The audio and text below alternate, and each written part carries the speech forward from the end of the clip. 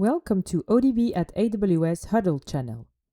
In this demo, we'll show you how a new ODB network is created on AWS console along with Oracle Database at AWS High Performance Networking feature.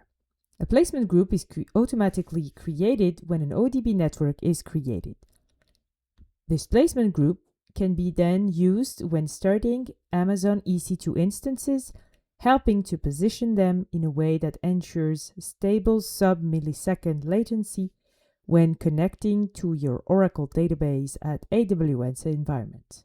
Please note that some AWS availability zones are not supported. You will find more details in AWS documentation.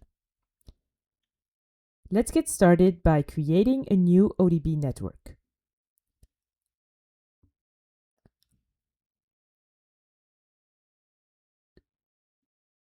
Let's specify a name for this new ODB network, choose an availability zone, define a client subnet and a backup subnet.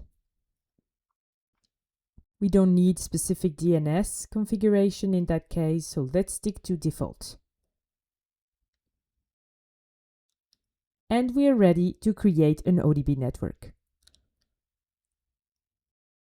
Now the ODB network is currently being provisioned and will be available in a few minutes.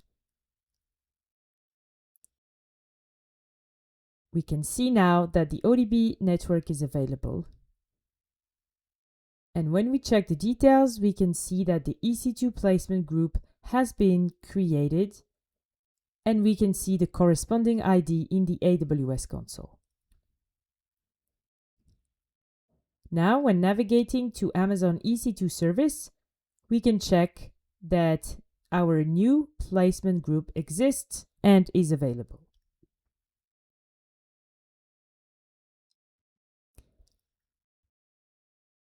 This is the one we have just created.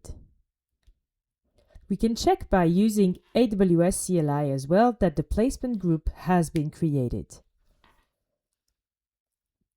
We can list the existing ODB networks and we can spot the one that has just been created. Still using AWS CLI, we can get all the ODB network details, including the placement group ID as well.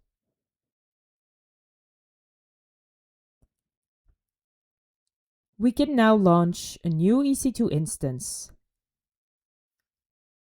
When we navigate to the advanced details, we have a placement group section where we can now select our newly created placement group to launch our Amazon EC2 instance.